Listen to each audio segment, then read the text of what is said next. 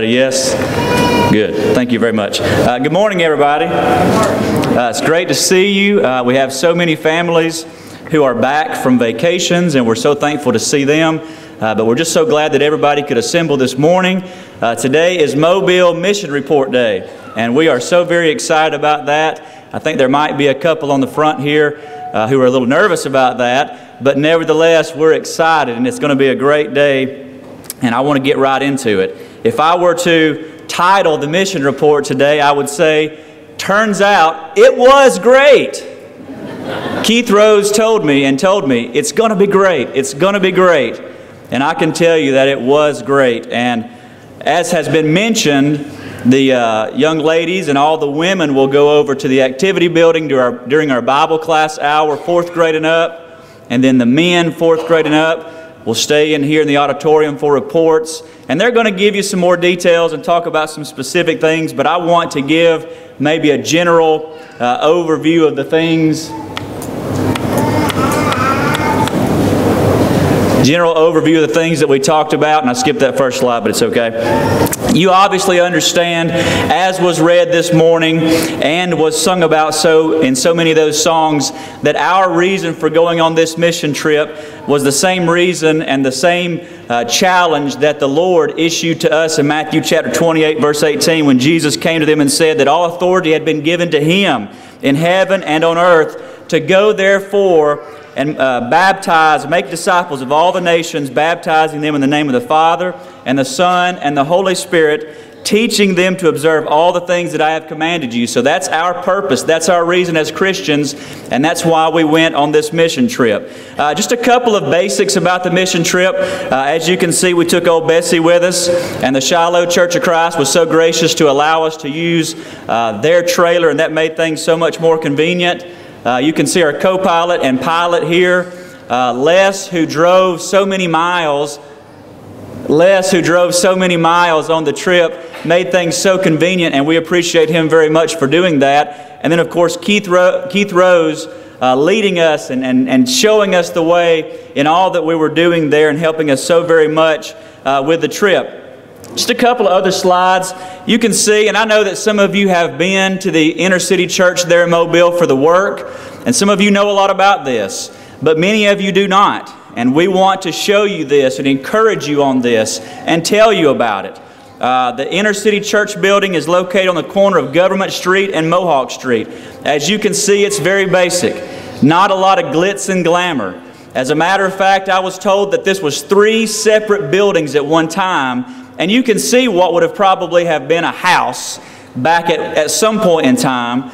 But these buildings were combined to make what is the inner city church building today. You can see the front porch there that would be repaired a little bit later, and I'll tell you more about that. There's the pile of stuff that drove me nuts, and I really hope it's gone by now. But you can see, again, this is just a basic setup. A couple of other things. They have 3 old school buses, as you can see, that they do their work in picking people up for worship, their outreach, all the ministries that they do, they have to carry out through these old buses.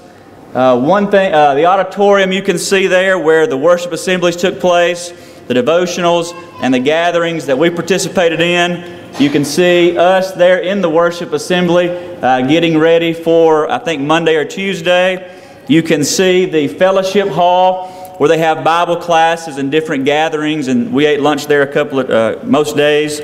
And then there is another part of the building where there are offices and then small classrooms. But the point is very primitive, very basic here with the things that they're working on there in the inner city church. A couple of other things that I want to talk about. Big Chuck, he's the guy right there on the front. Some of you may know or may have heard of Chuck Griffiths. He is the minister there. He is the evangelist there. He is the outreach guy there. He's the everything there, you could really say. And Chuck has been at the inner city church for about 15 years. And before that, he was at Nashville at the inner city church. So he's been in inner city work for a long time.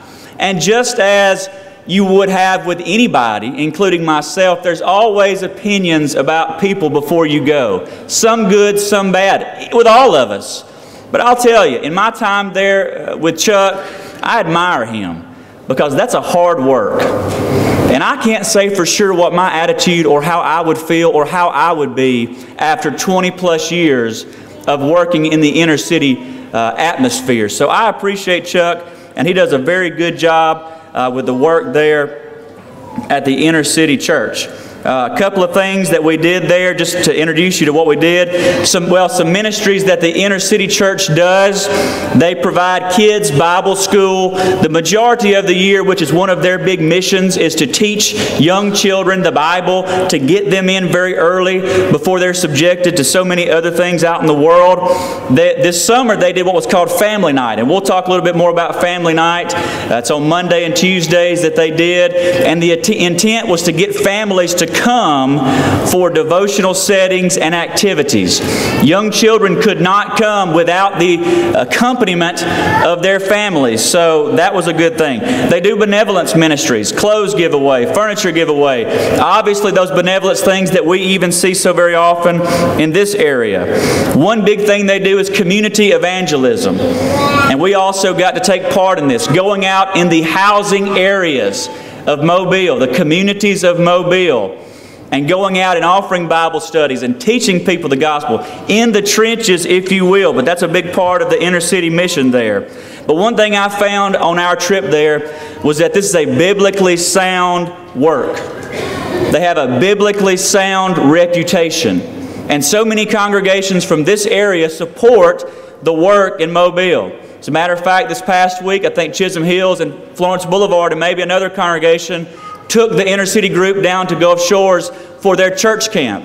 So many congregations in this area are involved. The people that we came into contact with, and again, I think we all admit to believing stereotypes. And we all admit to maybe having preconceived notions about things. That's one thing that we talked about on the trip there. And anytime you go into an inner city work, yeah, you're going to have those things. And I know what a lot of people think because I think them. But the people there are just like anybody else. They need Jesus. You know, Chuck mentioned that most of the people they come into contact with average about $8,000 a year annually income-wise. Poverty, you know, welfare, just bad situations that we can't even imagine. You know, you can imagine the demographic that we taught and were around and evangelized to was probably 99.9% African American. You can imagine the setup there. If you have ever done any inner city work, even here in North Alabama, in Florence, a lot of similarities. But it was a great, great time, and I can tell you, at no time did we feel threatened. At no time did we feel unwelcomed. At no time was I worried about the welfare of our group. The people were gracious and hospitable and so very good to us. As far as our mission contribution and what we did there, community outreach was a big part of that. Right off the bat on Sunday afternoon, we got off the bus. After worship, we got on the bus, and we went out to a place called Birdville, which was a housing area there in Mobile. We had the intent that day of just really getting our feet wet, learning the process of knocking on doors, and inviting people to our family night that we would be putting on that Monday and Tuesday. On Monday, we went to a housing area called R.V. Taylor. And we went, again, with the intent of inviting for family night, setting up Bible studies, offering prayer for anybody who might need that, and again, just showing them Jesus and telling them the good news if at all possible. We went on Tuesday, and this is one thing we were talking about, Seth. We went to Dolphin Island Parkway, I think is what it was called. It was kind of more of a residential area, if you will. And we also door knocked and invited and told them about the things that were going on there at the inner city church.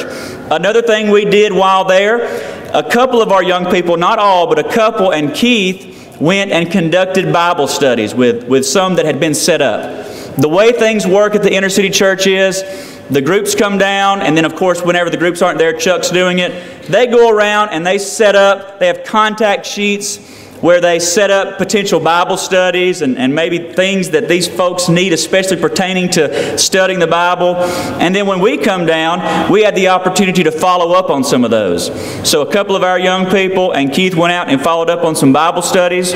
One day, our young people spent hours, it seemed like, on the phone, calling and following up on contacts and checking on rides to church that night and to family night that night. So that's one thing that we did. Another thing that we did was we had family night, and this was Monday and Tuesday. Family night was the idea of essentially a family devotional. Seth and Jonah led singing every night, and the people really enjoyed that, especially a couple. And I spoke on one night, Keith spoke on one night and got a standing ovation. And then afterwards, we had an activity. And one activity, the activity we planned on Monday night was to go out and just buy some terracotta pots and some potting soil and a flower. And to us, you go, what's the big deal? But to them, it was a big deal. You know, something as simple as that, for them to paint and decorate pots and plant flowers and just be together, it was so awesome to see. And they really enjoyed that, I feel like. And maybe, just maybe, they were able to take that home and keep that thing growing and living, because we were talking about growing a Christian family. And then maybe they'll have a small reminder of us. But you can see just a couple of things that took part during that family night. It was a great occasion. I know the young people will probably talk a little bit more about that. But just a good hands-on activity there outside the front. Another thing that we did on Tuesday night was we had family night, and then we had an ice cream supper. So you can imagine that was obviously very popular and very much enjoyed. On Wednesday, we did building beautification. As was mentioned, the building could use a little bit of pizzazz, if you will. And I know that there's so many good things going on inside the church building. I thought it would be great to maybe liven up the outside a little bit, to make it a little bit more enticing for those that might be coming by and seeing the building. So we went to Home Depot, we bought shrubs, we bought flowers, we bought mulch. We pressure washed the building. You know, we really got busy. And I can tell you, and as a matter of fact, Keith and Les repaired the little pedestal on the side of the steps that had been broken off and did a little masonry work. So a lot of work took place that day. It was amazing. And our young people, overall, I mean, outstanding. And it's not necessarily about us. But I will say this, outstanding, especially on that day. I've never seen a group of young people, and I've worked with a lot of them, work as diligently and as hard at a project as they did. There were a couple of shrubs there that had been there for decades, it seemed, and they had a great root hold. And Laney and Ellen and Cassidy and a couple of them, they battled that shrub for 2 or 3 hours.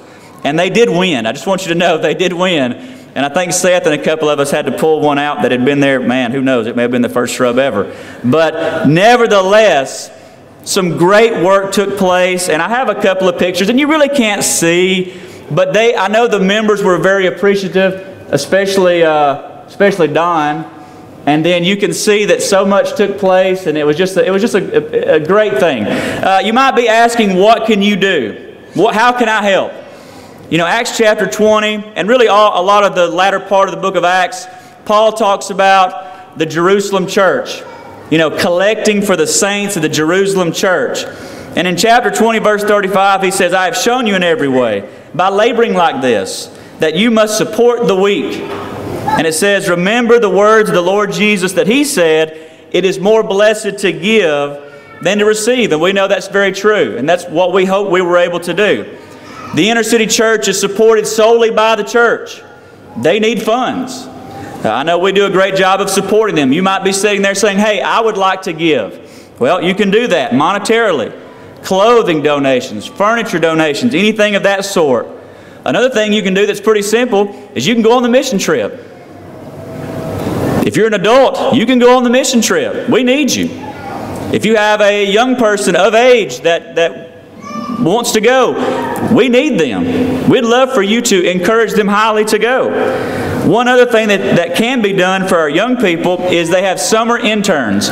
This year, the summer interns were Justin and Rebecca. They were not from Mobile. They were not from the area. As a matter of fact, they were from way out. And they gave up their summer, if you will. They sacrificed their summer to work there at the Inner City Church, totally raising their funds and paying for everything that they did. The Inner City Church provides them with a place to stay, and that's about it. And that's one way that you can help is intern at the Inner City Church. And we have some that have talked about being interested in that. Outcomes of this mission work. And again, I know that the young people are going to tell you a lot about it, but if we did not already have a passion for people and their souls, I think that was intensified pretty heavily. I know that there were many instances out in the communities, and one that I'm thinking of, I think it was Alicia and Ellen and a couple of them were knocking on doors, and they knocked on the door and somebody said, "There's no way anybody's living there." So they started to walk away. And about the time they walked away, somebody said, "There's kids in there." And they saw a shade or something pull back, and 2 children were in that place. So we definitely learned a more gracious appreciation for what we have. And I sure hope they came home and told the parents that they appreciate them, because I challenged them to do that because we saw a lot. But there was definite inward growth. And again, I know a mission trip is for the others, but I have to say we saw some growth. I saw some young people really come alive and do some great things. I want to mention the legacy of the mission trip here at Woodlawn and how thankful I am for it. I was told that Matt Burgess started this way back when, and I commend him and I appreciate him for getting the ball rolling on this trip. I think Keith told me his son is the one that got him involved, so I appreciate that. But I appreciate Keith for continuing in this mission. I would imagine it's probably been discouraging over the years hearing so many people say, "I can't go." But he's continued, and to me, it has never been discouraged by it. I've not ever seen discouragement, because he almost seems as if he's going to go regardless if anybody else does. But I appreciate his willingness to do that and his commitment to the Great Commission. And I just passed the one that I really wanted to end the mission report on. So nevertheless, it was a great trip. I want to transition just a little bit and go away from the Mobile group and come back to Woodlawn and talk to you for just a moment and challenge you. I want to ask you a question. How committed are you to the cause of Christ? Do you ever think about that? Are you teaching your children to be committed, and at what level and to what are you teaching them to be committed to? I'll be honest with you. During my Christian life, which has been about 23 years, I'm ashamed but not unwilling to tell you that for the first half, my commitment level was probably slim to none. But fortunately, over the past decade at least, I have had opportunities that have helped me to grow and to be more committed, especially like things that we've participated in this summer. And I see things in Mobile. And I hear Trey Durden talk about things that they saw in Ghana on mission trips. I hear Harry Hames talk about Haiti and young kids that don't have a place to live and gets 1 spoonful of peanut butter a day for their nutrition. I hear the Stony Point group talk about going to St. Thomas, and I hear about all this stuff that's going on all over the world, and it tells me one thing: I am not committed enough. I am not doing enough. So what about us here in comfortable Florence, Alabama? What about us? A comment was made to me on July the 5th by a member here regarding this congregation. After our fireworks fellowship that evening, I had a comment made to me that they had really never felt the togetherness and the feeling that they felt that night and in recent weeks since they had been at Woodlawn. Now, I'll tell you this, that was in no way derogatory to prior times, but it was just talking about the intensity of the togetherness of that group and this congregation during that time. And I'll be honest with you, it has been a great summer, and there has been so much growth here. But what I want to ask you is, can we do more? What I want to ask you is, how far are you willing to go? That's the question. What are you committed to? What takes up most of your time outside of Christianity? I would say that most of you would say, hey, I'm committed to Christianity. Great. But have you ever thought about what else takes up your time, the majority of your time? You know, I've worked with young people, especially for the past 10 years in ministry, and I come across a common commitment outside of Christianity that could possibly keeping us and them from being great. I think it's a tool that Satan is using masterfully. I'll be honest with you. I think he's using it great amongst Christians. And you might be saying, what could it be? Are you talking about social media? Are you talking about television, music, our friends, our jobs? Well, there's probably a time and a place for those lessons. And those can be pretty deceiving. But I think this is something that potentially has a greater impact in our lives than even those. And what could it be? I think it's our extracurricular activities. I'm waiting for the big gasp. But I think things like sports. I think things like arts and entertainment, like show choir and band and those things, take up our time. And I know that on the outside they seem harmless and they seem like, well, they're not bad for you. And they look great on the outside. And they provide a path for our children to be involved in, to look good, to get glory, and to be successful. They look great. Now let me just say right off the bat to everybody, I am not saying that we should quit playing all these things. And by no means am I saying this morning that these things are of the sinful nature. But what I do want you to do this morning is I want you to consider some thoughts with me and some things that I'm going to say, and just consider them, because this is a lesson that's for everybody. It's for young people, it's for adults, it's for families who have children in the heat of the moment, it's for families who have children who aren't quite there yet. It's for everybody. You know, we could do a lesson on adults and how sports affects us and how intense we are about those. I think in the classroom down the hall, they were going through some points maybe from the book Not a Fan. And I think these are the same things that Idleman is saying in that book. And I understand this is a polarizing topic. There are going to be some people who have a lot of different opinions on this. But I want you to remember one thing, everybody. We're talking about making Woodlawn great. Are we not? Now, first of all, I feel pretty qualified to speak on this behalf. I've been an athletic coach for 15 years. And I've been in youth ministry for 10. Not to mention, I've had many conversations with youth ministers and youth workers over that 10-year period talking about the same struggle that I'm talking about this morning. And as a matter of fact, before I went to bed last night, I read a couple of blogs from youth workers hundreds of miles away from here with the same issue. Now I want to tell you, we're going to look at Scripture this morning. I don't want this to be opinion. And I can see from the very beginning that Jesus makes it extremely clear what our motives should be on a daily basis. And when in Matthew chapter 6, verse 33, he says, "But seek first the kingdom of God." He says that every day you should wake up looking for opportunities to seek the kingdom. What's the kingdom? The church. When you wake up, you should say, how can I seek and get with the kingdom? But I'm sorry to say that that's not the case with many today. In all my years of working in these scenarios and these situations, I've found some troubling findings. And I'm just hoping that maybe today we might can break some of these barriers down. Number one, I have found the top reason that young people especially miss out on spiritual opportunities. And that's what I'm going to call them this morning. Spiritual opportunities, not youth events. Spiritual opportunities is extracurriculars. How many times have I heard, well, I can't go because I have practice. Or I can't go because I have some kind of camp or something. You know, we talk about scheduling, we're going to have a planning session tonight, and we're going to talk about next summer. Planning for next summer starts today. But you ask people, hey, can you go to the mission trip with us next summer? Can you go to church camp next summer? And I've heard parents and children both say, well, it depends on if we have practice that week.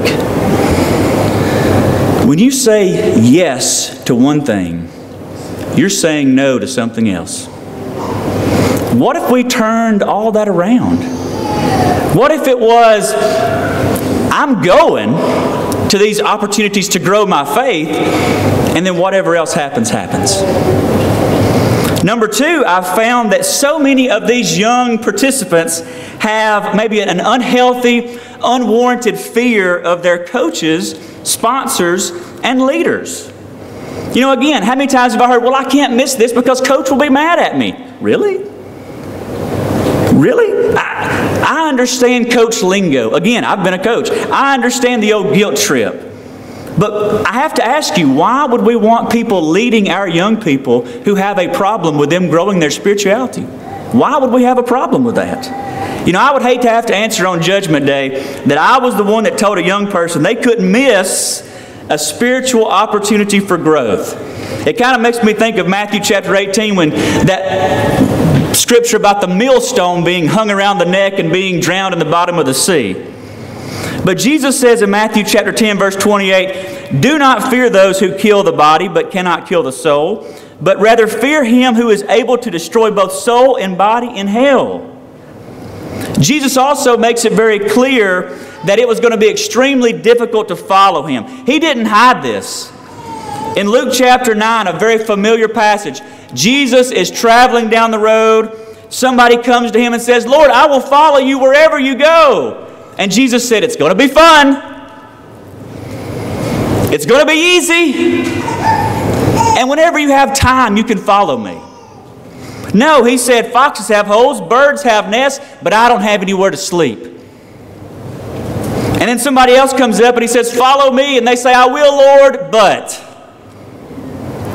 And then somebody else comes up and says, He says, "Follow me." And they say, "Well, I will, Lord, but I've got this." In Matthew chapter 10, another passage where Jesus emphasizes it's going to be hard. He says that it's even going to stretch earthly relationships. And He goes on in verse 38 and says, "He who does not take his cross and follow after me is not worthy of me. He who finds his life will lose it, and he who loses his life for my sake will find it." Jesus says you're not going to have a place to live. It's going to be hard. It's going to stretch your earthly relationships, and you might die. Do you still want to follow me? Sadly, sometimes we as parents even get caught up in this. Young people wanting to go on these spiritual opportunities, and parents say, "Well, no, you got practice. You got a game. You can't go." What message are we sending to our children? You know, later on I hear parents talk about, "Well, my college-age child, they're just not interested in church. They're not devoted to church. They might come every now and again, but they're not devoted." Well, could that be that you've taught them there are other things that are more important? You know, it's easy to miss this as parents. But what could be more important that your child is around people and around atmospheres and events that could help them to grow their faith? What could be more important? Can you tell me what could be more important? Paul wrote in Romans chapter 12, verse 10, he says, and this is how Christians should live: "Let love be without hypocrisy. Hate what is evil. Cling to what is good. Be kindly affectionate to one another with brotherly love, in honor giving preference to one another." He said that if you have an opportunity to be with your brethren, you should give preference to them and be with them. Now I know some of you are sitting there right now and you're thinking, "Eddie, what are you getting at? What are you talking about here?" Well, Matt mentioned some things in a lesson recently called fire extinguishers, ways to keep your fire low.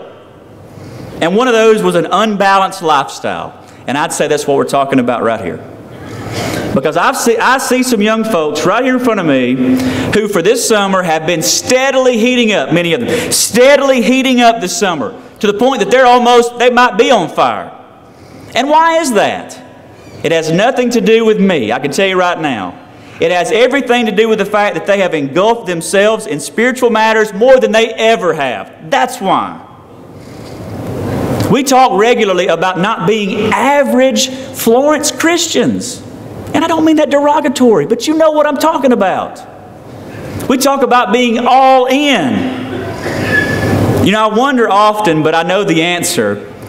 What if youth ministers pushed as hard as coaches? What if we pushed them as hard as coaches about missing things? What if we pushed them as hard as coaches about the effort that they gave? Well, I can tell you right now, a lot of youth ministers in the area would be afraid that they would be fired. And many would be afraid that parents would be mad at them. And I can tell you for 10 years I've been in this. And parents don't want youth ministers to push their children like their coaches do. They don't want it. But let me ask you this. Again, can't Woodlawn be better? Can't we be different? You know, people look at youth ministries a lot of ways, and some people say, well, our youth minister, he's so nice and he's so sweet and he's a good old guy, and he plans events for our children, and they go out and they do all these fun things, and when we have time and when we don't have something else going on, we participate. Really? Is that what this is about? You know, I can tell you, congregation, it matters. It matters to me. I have done both. I have done both.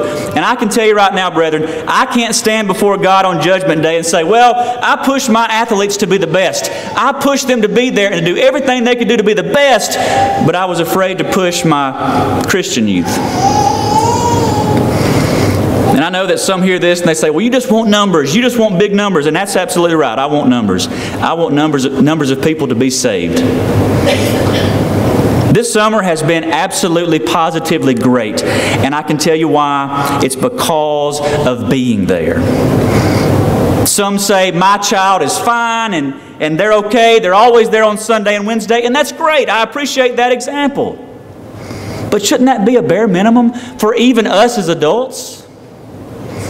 The question is, what could that child be? And what could you be if you did more? What could you be? I can't imagine a young person never getting to experience church camps, mission trips, all these things throughout their entire high school career because they've got those other things going on, but there's some that's probably on that path. And for what? What are the benefits? What are the results of extracurriculars, and what are the results of spiritual? I think I know the answer. I think you do too. This world is bad, and please hear me. This world is so bad right now. Satan is winning on every front, it seems like, here on this earth. Why would we not want to engulf our children in God every chance we got? Ecclesiastes 12:1, remember now your Creator in the days of your youth. What if we put the same effort and time into spiritual and service as we did extras? In Mobile, in Ghana, in Haiti, they're worried about if they'll eat or if they'll drink that day. They're worried about if they'll have a place to sleep that night. And just maybe somebody will teach them the gospel. Maybe. But in Florence, we have so much tailor-made for us and so many opportunities to grow and be the greatest Christians ever, but yet we have to beg and plead for people to be here. We have an outstanding group of young people here, I'm just telling you. But what could they be? Parents, we've got to push our children to be and involved with what's important. I've worked with young people and I know a couple of things. I know, number one, they are impressive. They're impressive. They will show you things that you didn't know they could do. And I know that they want to be pushed. They want to be pushed. They may whine and complain a little bit, but they want to be pushed. But ultimately, they want to be led. This congregation, and I plead with you to hear me, this congregation has the components to be great. We have an eldership of godly men who work so diligently to shepherd this flock and will do anything to make this congregation great. We have a minister who is also diligent and energetic with a great reputation and a sound work that is willing to do whatever it takes to make this congregation great. We have the resources right here in front of me, the talents, the abilities, the membership to make this great. What are we going to do? Let me be clear to you again. I am not saying that our youth should not participate in extras. But that's exactly what I'm saying they should be, extra. As I mentioned, next summer's planning starts now. I would love to see a group of young people go to their coaches next week at school and walk in and say, "Coach, I appreciate being on this team, and I'm going to fight for you. But these are the days that I'm going to be away at church camp and mission trip, and you won't have my service these days because I'll be serving God and trying to grow my relationship with Him and my group." You want to talk about a gospel meeting, revival, restoration movement? You want to talk about the impact it would have on the coaches? If every Christian athlete in this area did that, on the players, on the schools, wow. Now, I've been in ministry long enough to know that a message like this is going to be received a lot of ways. And I know that even Jesus, while preaching, had some folks who said, "You know what, I can't handle it." Jesus fed the 5,000, walked on the water, told them He was the bread of life, and then when He started preaching hard things, in John chapter 6, verse 66, it says that they walked with Him no more. They said, "I can't do it, too hard." But maybe, just maybe, somebody here this morning will hear this challenge and say, "I accept. I accept." And we want to make Woodlawn great and not like everybody else. As I close out 2 Samuel chapter 24, David had sinned against God by conducting a census. And he wanted to make that right by building the altar. So he was going to go to Araunah and he was going to buy the threshing floor to build that altar to repent and make it right with God.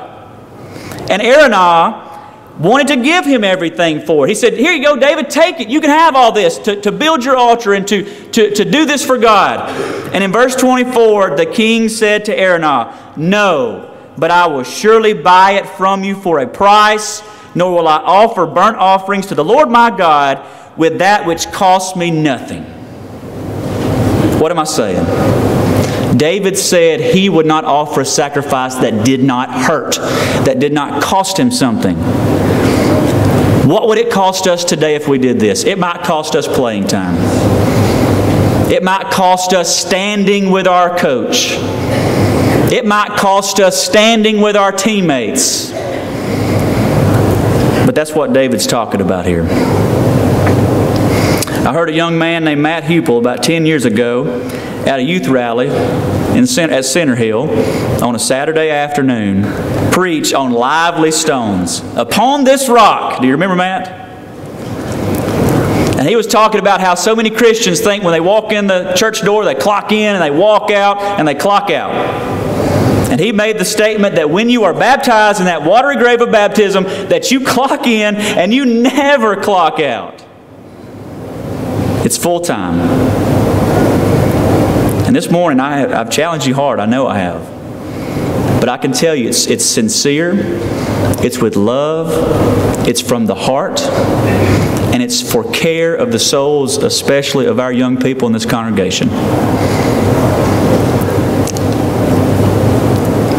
This morning, if you have anything that might be amiss in your life, or anything that might be keeping you from heaven, why don't you come as we stand and as we sing?